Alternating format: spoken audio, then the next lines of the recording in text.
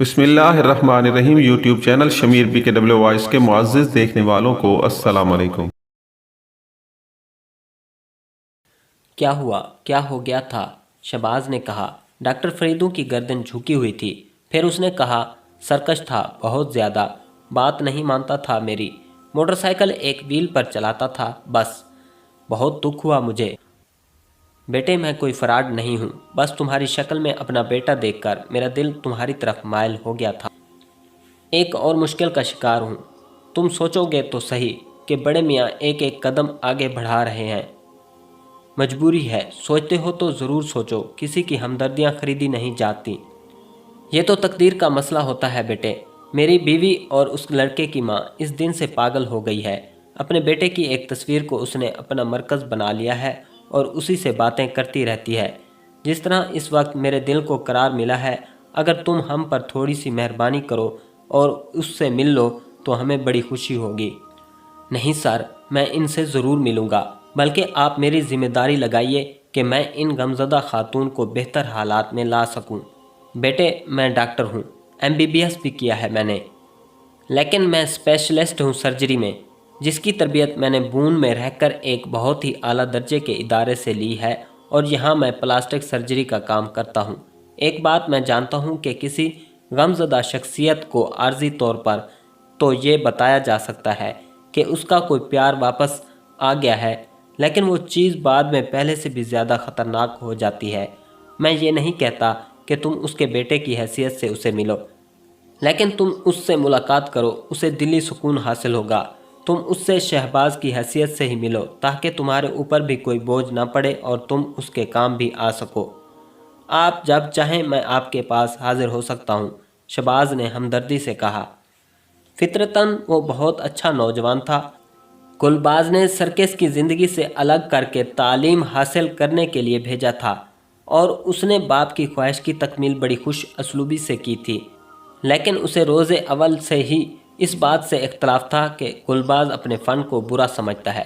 اس نے کئی بار گلباز سے یہ بات کہی بھی تھی، بابا صاحب، آپ کی اور میری سوچ میں فرق ہے۔ ٹھیک ہے، آپ کو یہ اختیار حاصل ہے کہ آپ مجھے اپنی زندگی گزارنے پر مجبور کریں۔ میں مجبور نہیں ہوں۔ تعلیم تو بہت ہی اعلیٰ چیز ہے، لیکن آپ جانتے ہیں میری دلی خواہش کیا ہے۔ میری آرزو ہے کہ میں سرکس کا ایک اعلیٰ فنکار بنوں، کوئی بہترین کارنامہ سر انجام دینے پر لوگوں کی نگاہوں میں میرے لیے خراج تحسین ہو، میری شاندار کارکردگی پر چاروں طرف تالیاں بج رہی ہوں۔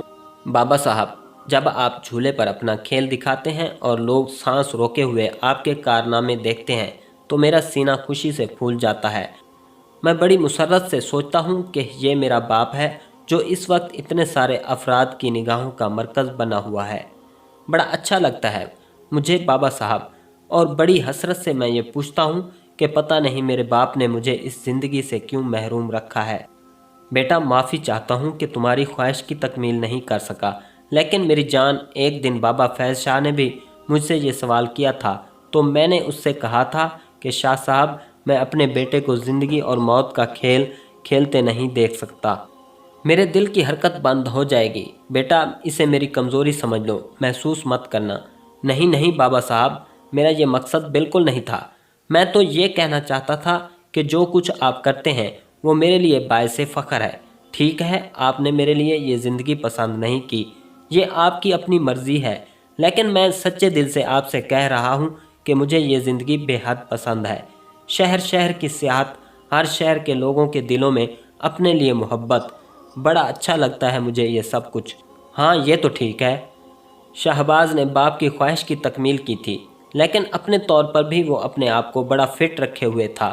ہاسٹل میں رہتا تھا، ایک جم میں داخلہ لیا ہوا تھا، بہترین ورزشی جسم کا مالک۔ اس کے شناسہ اسے کرمری کہا کرتے تھے۔ سیماب جیسی تڑپ ہی تھی اس کے اندر، بجلی جیسی پھرتی۔ آن کی آن میں وہ سب کچھ کر ڈالنے کا حوصلہ جس پر دوسرے گھنٹوں سوچیں اور ہمت نہ کر پائیں، یہ سب کچھ اس کی شخصیت کا ایک حصہ تھا۔ لوگ اسے نہ جانے کیسے کیسے ناموں سے مخاطب کرتے تھے۔ اپنے ساتھیوں میں انتہائی پسندیدہ شخصیت کا مالک تھا اور اس کی ہر دل عزیزی بے مثال تھی۔ بڑا شاندار کثرتی بدن رکھتا تھا جس کا عضو سیماب جیسی تڑپ رکھتا تھا۔ دل میں انسانیت اور ہمدردی بھی تھی۔ वजह यही थी कि डॉक्टर फरीदों जैसी अच्छी शख्सियत के मालिक ने जब उसे अपनी मुश्किल बताई तो वो खुलूस दिल से उनके ताउन पर आमादा हो गया।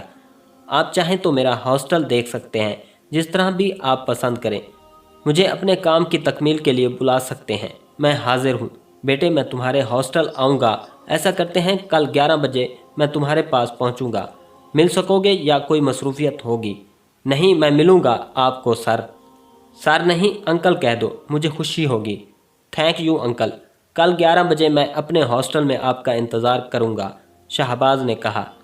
दूसरे दिन ठीक 11 बजे डॉक्टर फरीदों शहबाज के पास पहुंच गया। उसने मुस्कुराती निगाहों से शहबाज को देखा और बोला, बाद में मुझे बड़ा अफसोस हुआ, मैंने तुम्हें बड़ा गलत वक्त दे दिया था। इस वक्त तो तुम्हें अपनी क्लास में होना चाहिए था। आपने 11 बजे का वक्त दिया था। मैंने ये सोचा कि हो सकता है यही वक्त आपके लिए मौजू हो। थोड़ा सा वक्त निकाल कर मैं अपने दोस्तों से, अपने मेहमान से मुलाकात का तज़किरा करके यहाँ आ गया। कोई ऐसी बात नहीं है, आप बिल्कुल फ़िक्र ना करें, आप ठीक हैं। हाँ आंटी, वैसे तो वो ठीक हैं, बस जो बात है वो मैं तुम्हें बता चुका हूँ। तस्वीर है उसकी, मेरा मतलब है एहतशाम की, जिससे बातें करती रहती है और उसे अपना मरकज़ निगाह बना रखा है। वो उसी में अपने बेटे को ज़िंदा समझती है। लेकिन मैं कोई धोखाधड़ी नहीं चाहता।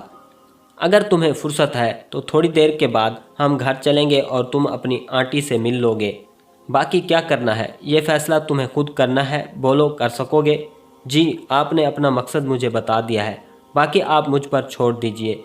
बेटे ये एक छोटा सा तोहफ़ा तुम्हें देना चाहता हूँ।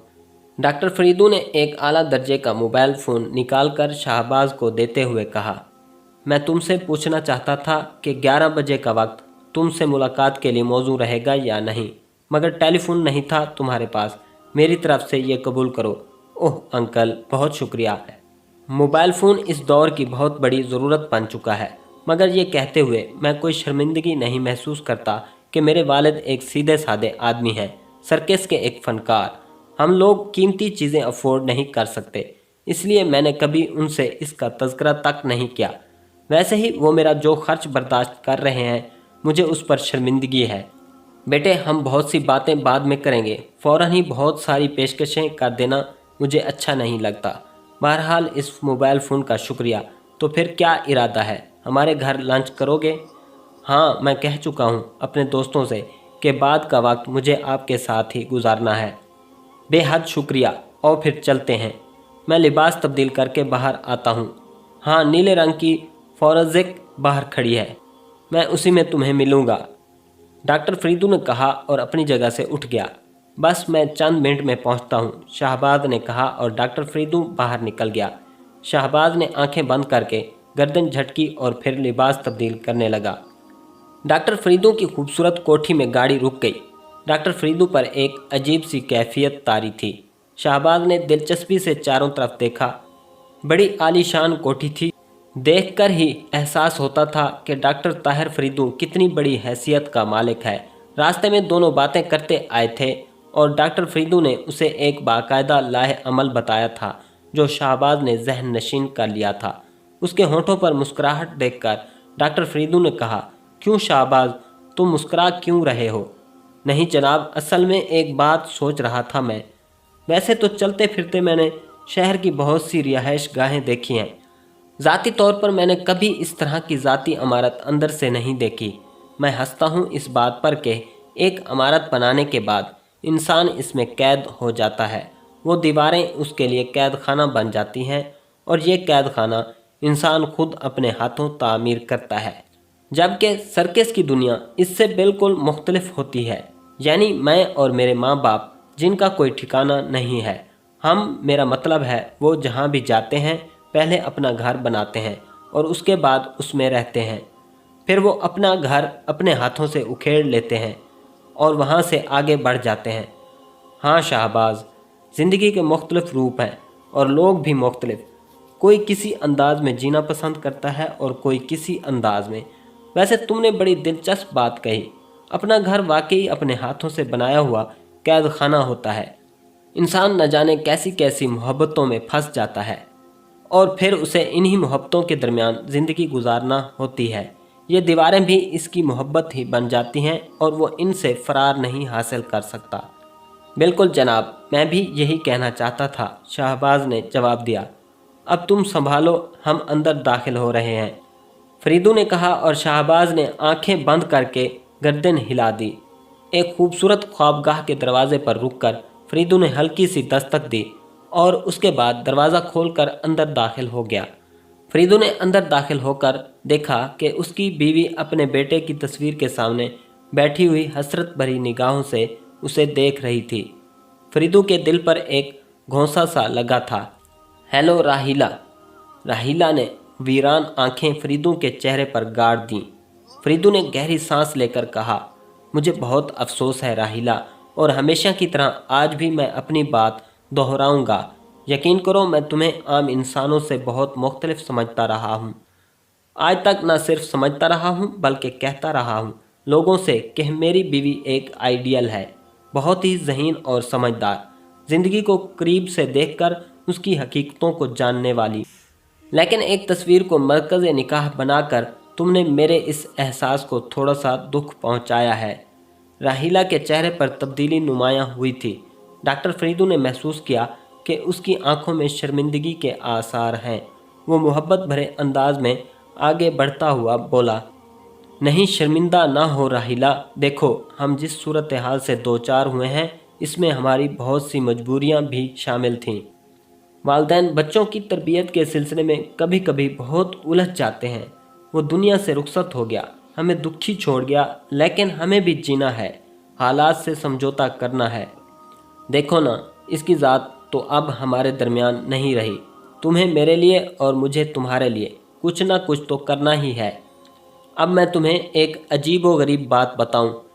एक दिन पहले की बात है कि एक जनरल स्टोर पर मुझे एक लड़का मिला, 100% हमारे एहतशाम का हमशक्ल, इतना हमशक्ल कि मेरा दिल तो सीने से निकल ही पड़ा था। मालूमात हासिल करने पर पता चला कि उसका नाम शाहबाज है। उसके वालिदैन दूसरे शहर में रहते हैं और वो यहाँ तालीम हासिल कर रहा है।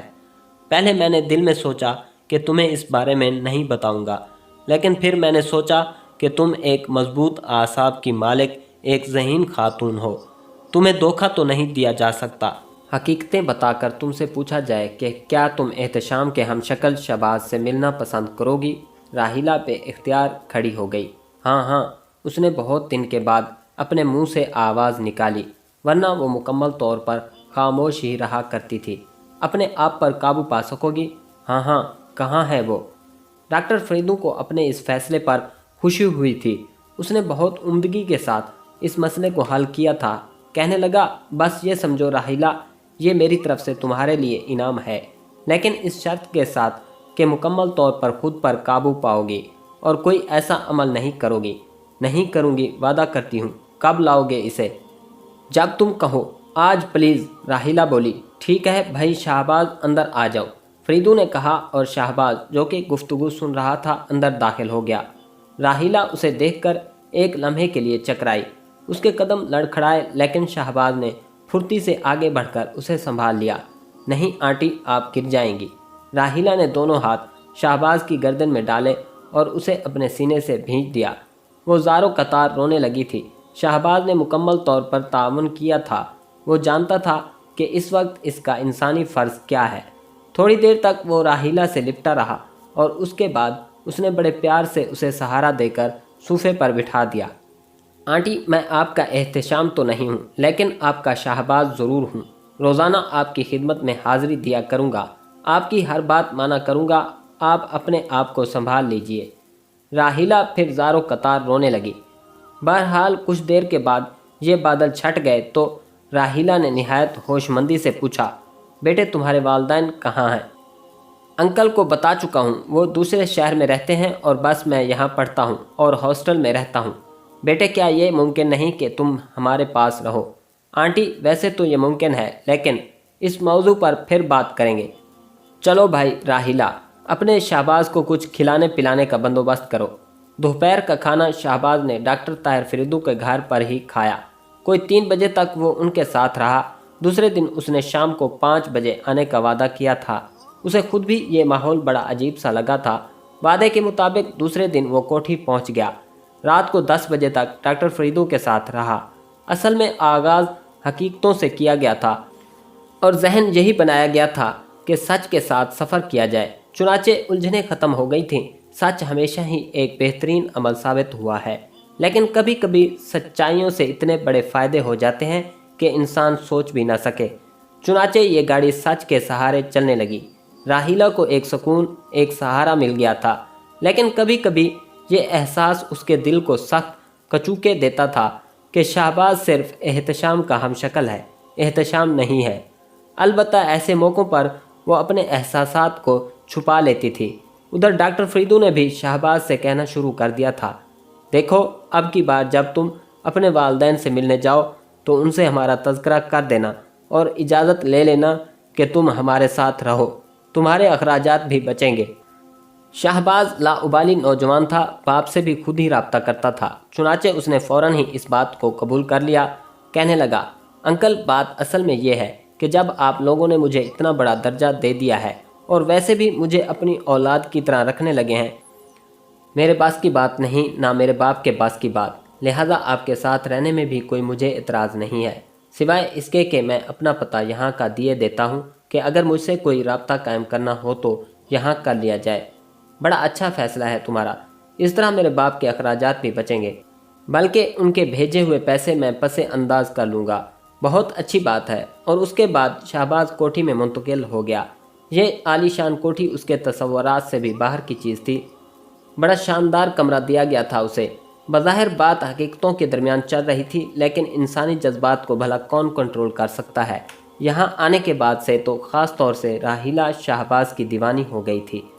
फुर्सत के सारे लम्हात उसी के साथ गुजरते थे। डॉक्टर फरीदू ने शाहबाज से कहा, अगर तुम चाहो तो मेरा काम सीख सकते हो। इंसानी चेहरों को तब्दील कर देना मेरा फ़न है, और देखो बेटे, फ़न कोई भी हो हमेशा काम आता है। क्यों नहीं अंकल, मैंने अक्सर आपको अपनी लेबॉरेटरी में काम करते देखा है, लेकिन सही तौर पर यह अंदाज़ा नहीं हो सका कि आप किस तरह काम करते हैं। मेरे पास एक क्लाइंट आया है, वो जले हुए चेहरे का मरीज़ है, और वहीं से इब्तदा करते हैं। और शाहबाज को एक और दिलचस्प मशगला मिल गया। जले हुए चेहरे वाली एक औरत थी जो एक लेबॉरेटरी में किसी हादसे का शिकार हो गई थी। उसके चेहरे पर एसिड पड़ गया था और चेहरा बिल्कुल झुलस चुका था। औरत की फरमाइश थी कि इसे मखसूस शक्ल दे दी जाए, और ये शक्ल एक तस्वीर की थी। ये मेरी बड़ी बहन थी जिससे मुझे बेहद प्यार था। एयर होस्टेस थी, एक हवाई हादसे में ज़िंदगी खो बैठी, और अब जब मुझे अपनी पसंद का चेहरा अपनाने का मौका मिला है तो मैं चाहती हूँ कि मुझे मेरी बहन की शक्ल दे दी जाए। क्या ऐसा हो सकता है अंकल? हाँ बेटे, मैं तुम्हें यह करके दिखाऊंगा। और जब 1 महीने की काविश के बाद इस लड़की के चेहरे के नकूश नुमायाँ हुए तो ये चेहरा उसी तस्वीर का चेहरा था। डॉक्टर ताहिर फरीदू शाहबाज को बताने लगा कि किस तरह प्लास्टिक सर्जरी के ज़रिए चेहरे मुस्तकिल और आर्जी तौर पर तब्दील किए जा सकते हैं। आर्जी तौर पर भी ऐसा हो सकता है अंकल? ज़माना जदीद ने इस तरह की इजादात कर ली हैं कि हम अपने चेहरों को आर्जी तौर पर तब्दील कर सकते हैं और ऐसी शक्लें दे सकते हैं जो हमारी ज़रूरत के मुताबिक हों। अंकल, मैं आपका फ़न सीखना चाहता हूँ। शुरू कर दो आज ही से, डॉक्टर फरीदू ने कहा, और यहाँ भी शाहबाज ने अपनी इंतहाई आला कारकर्दगी का मुजाहरा किया। डॉक्टर ताहिर फरीदू उसे एक बार बताता था और शाहबाज उसमें 3 नुक्ते निकाल लिया करता था, और जब वो इन नुक्तों पर डॉक्टर ताहिर फरीदू से सवाल करता तो ताहिर फरीदू सर पकड़ कर बैठ जाता। मुझे तो तुम किसी दूसरे सियारे की मखलूक लगते हो, इस कदर जहानत किसी ज़मीनी इंसान में नहीं देखी मैंने। अंकल, आपकी मोहब्बत है। हकीकत तो ये है कि आपने जिस तरह मुझे सहारा दिया है वो बड़ी हैसियत का हामिल है। बहरहाल मैं खुश हूँ कि मुझे एक अनोखा फ़न हासिल हो गया है। मैं तुम्हें इसके हर पहलू से आगाह करूँगा।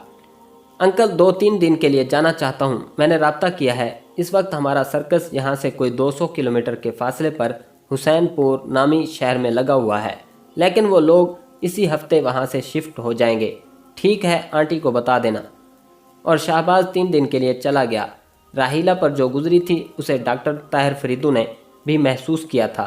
उसने बीवी को समझाते हुए कहा, बेशक इंसानी जज्बात बड़े अजीब होते हैं राहीला, लेकिन तुम्हें ये बात याद रखनी चाहिए कि इसके माँ बाप भी हैं। वो बहरहाल एक अजनबी वजूद है।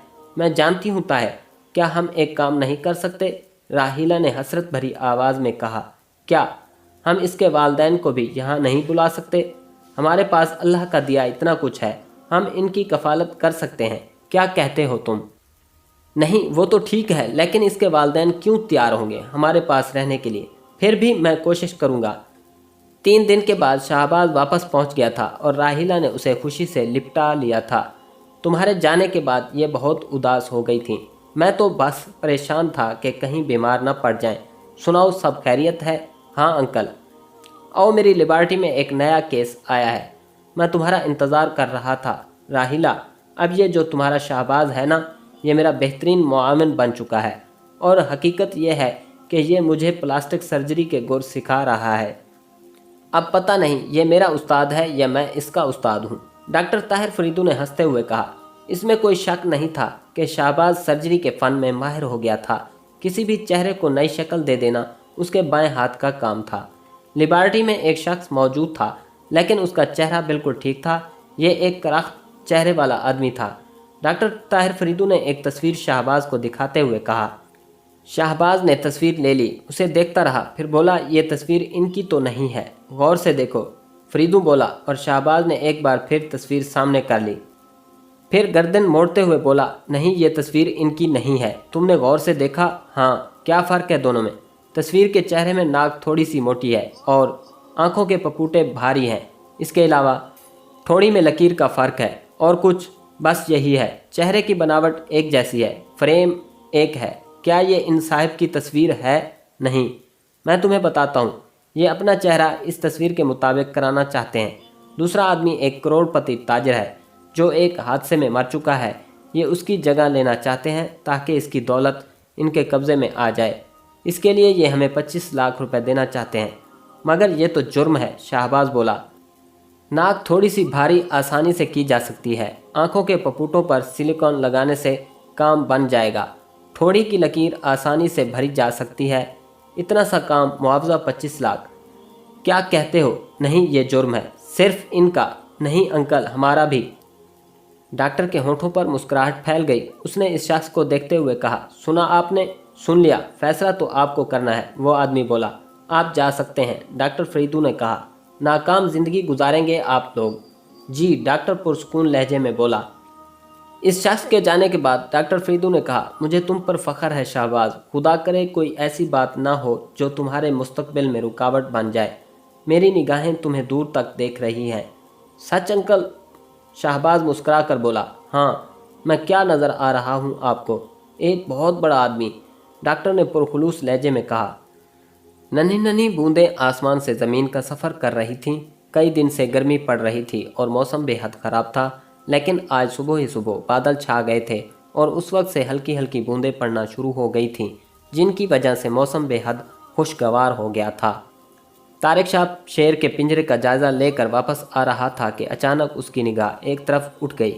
उससे चंद गज के फासले पर शबीला सर्कस की एक लड़की गाला से बातें कर रही थी।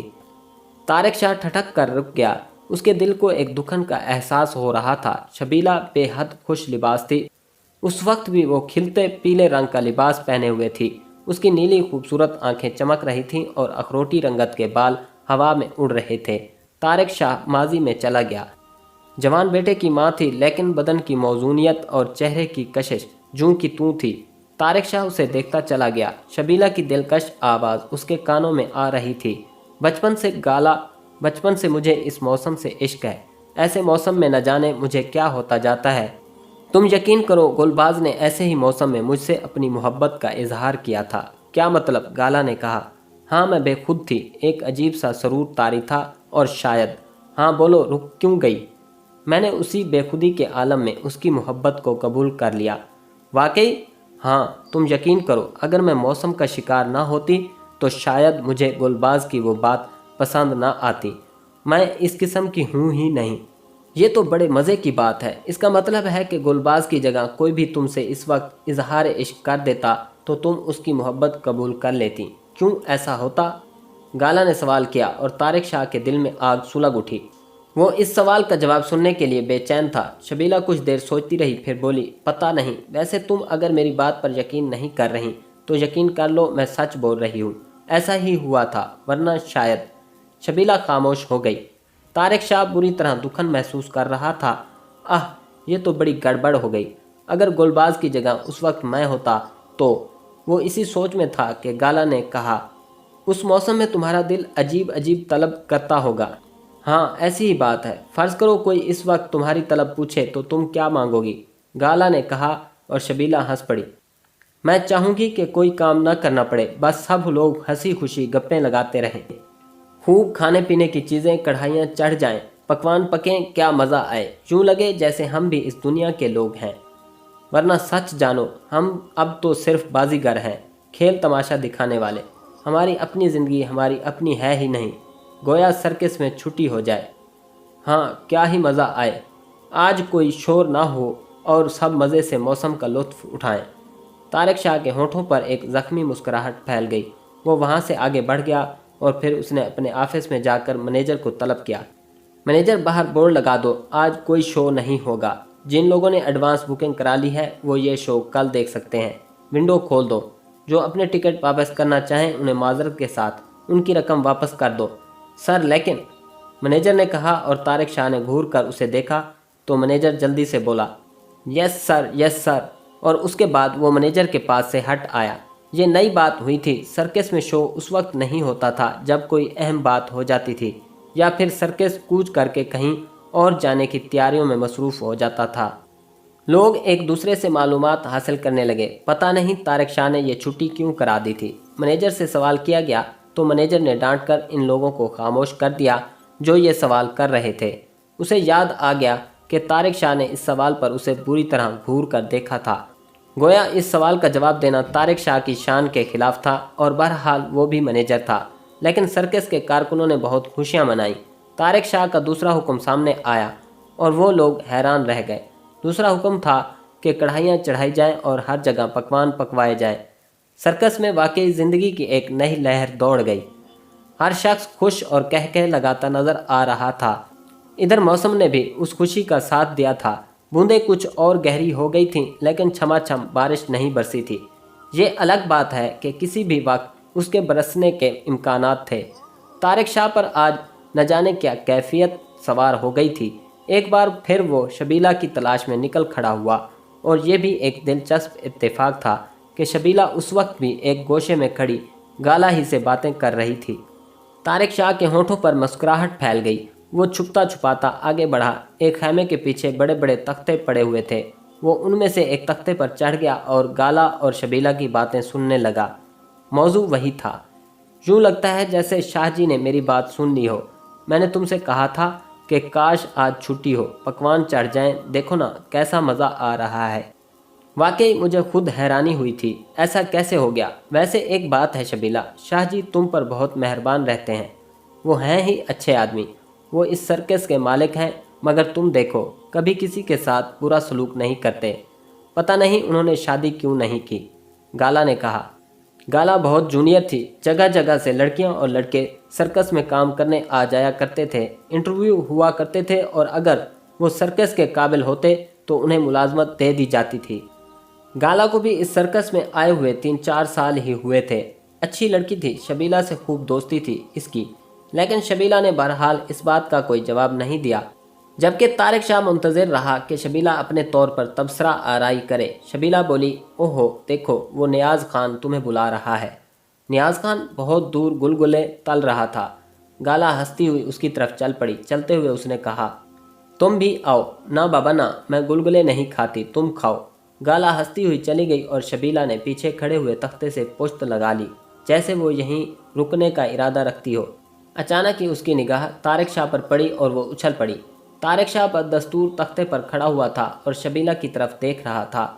शबीला झींपे हुए से अंदाज में मुस्कुराई, फिर 2 कदम आगे बढ़ आई और बोली, शाह जी यहाँ कैसे खड़े हैं? तारिक शाह की बर्फ़ पाश निगाहें शबीला का जायज़ा ले रही थीं। तुम्हें मालूम है शबीला कि पीला लिबास मेरी बहुत बड़ी कमज़ोरी है। मुझे नहीं मालूम था शाह जी, मैं तो सुबह ही से ये कपड़े पहने हुए हूँ। बारिश के मौसम में अच्छे लगते हैं। अच्छे नहीं, बहुत अच्छे। और तुम पर तो ये इतने सज रहे हैं कि मैं बयान नहीं कर सकता। शुक्रिया शाह जी। शबीला, गाला तुमसे सवाल कर रही थी कि मैंने शादी क्यों नहीं की। आप सुन रहे थे शाह जी? हाँ, इत्तफाक से यहाँ आ खड़ा हुआ था। हाँ, ये सवाल कर रही थी वो। तुमने उसे बताया क्यों नहीं? क्या बताती शाह जी? यही कि मैंने शादी क्यों नहीं की। शाह जी वो, हाँ बोलो। नहीं मालूम, तारिक शाह ने जहरीले लहजे में कहा। जी शाह जी वो, मेरे शादी न करने की वजह तुम हो शबीला। मैं नहीं जानता मेरा ख़ानदान क्या है। मेरा बाप मामूली सा आदमी था। बेशक उसने मेहनत करके सर्कस बनाया और ये बना बनाया सर्कस मेरे हवाले किया गया, लेकिन वालदैन के तरके ही औलाद को मुंतकिल होते हैं और मुझे भी तरका ही मिला। लेकिन शबीला मेरी फितरत में एक ज़िद है, एक जुनून है मेरे अंदर। गो ये जुनून किसी को नुकसान पहुंचाने के लिए नहीं होता, लेकिन फिर भी शबीला मैं इस जुनून के हाथों मजबूर हूँ। तुम इसे बता दो कि मेरे शादी ना करने की वजह तुम हो। मैंने जब तुम्हें देखा था, जब मुझे तुमसे मोहब्बत का एहसास हुआ था, तो मैंने ये फ़ैसला किया था कि शादी अगर की तो सिर्फ तुमसे करूँगा। तुमने मेरी मोहब्बत को कबूल नहीं किया और मेरे ही सर्कस के एक मुलाजिम को तुमने अपनी ज़िंदगी का साथी बना लिया। तब मुझे शिद्दत से एहसास हुआ कि मेरी बहुत बड़ी बेइज्जती की गई है। एक झूले पर करतब दिखाने वाले को सर्कस के मालिक से बड़ा बना दिया गया है। शबीला बहुत सी बातें दिल में आई थीं, लेकिन मैंने दिल की बात नहीं मानी और रास्ता छोड़कर पीछे हट गया। शबीला मैंने सुबह को तुम्हारी ख्वाहिश सुनी। उस वक्त भी इत्तेफाक से मैं तुम्हारे पास से गुजर रहा था। तुम गाला से कह रही थी कि काश आज सर्कस की छुट्टी हो जाए, काश हर जगह पकवान चढ़ जाएं। सिर्फ तुम्हारी इस ख्वाहिश की खुशी में मैंने हज़ारों रुपए का नुकसान कर डाला। शबीला मुझे इसका बिल्कुल अफसोस नहीं है। तुम्हारे लिए तो मैं न जाने क्या क्या कर सकता हूँ। काश तुम मुझे इसका मौका देती। शबीला खामोशी से सर झुकाए ये सारी बातें सुन रही थी। उसने तारिक शाह की बात का कोई जवाब नहीं दिया था। तारिक शाह कुछ लम्हे खामोश रहा, फिर बोला, एक बात कहूँ शबीला, मुकेश एक गुलकार है। मैं फिल्में नहीं देखता, मैं गाने भी नहीं सुनता, लेकिन किसी दिन कोई टेप रिकॉर्ड बजा रहा था और मुकेश की आवाज़ में एक गाना उभर रहा था। गाना ये था कि कोई जब तुम्हारा दिल तोड़ दे, तड़पता सिसकता तुम्हें छोड़ दे, तब तुम मेरे पास आना परिये, मेरा दर खुला है, खुला ही रहेगा तुम्हारे लिए। मुझे यूँ लगा कि न जाने कैसे मुकेश मेरे दिल में उतर गया हो, न जाने किस तरह उसने मेरे दिल की आवाज़ सुन ली हो। शबीला मेरा दर हमेशा तुम्हारे लिए खुला था और खुला रहेगा। मेरी दुआ है कि तुम ज़िंदगी का हर सुख पाओ। सदियां बीत गईं, अरसा बीत गया जब तुमने मुझे ठुकरा कर गुलबाज को चुन लिया। खुदा ने तुम्हें एक जवान बेटे की माँ बनाया हुआ है, लेकिन शबीला मुझे तुम्हारे हुस्न व जमाल, तुम्हारी दिलकशी से ज़्यादा तुमसे प्यार है। और कोई जब तुम्हारा हृदय तोड़ दे तो मेरे दरवाजे तुम्हें हमेशा खुले मिलेंगे। ये मेरी मोहब्बत की इंतहा है। दिल चाहा कि आज मैं तुमसे ये सारी बातें करूं, पर इस दिन को कोसता हूं जब ऐसा ही मौसम था और मुझसे पहले गुलबाज ने तुमसे इजहार इश्क कर दिया था। आह काश वो मैं होता जो तुम्हारी इस बेखुदी से फ़ायदा उठाता।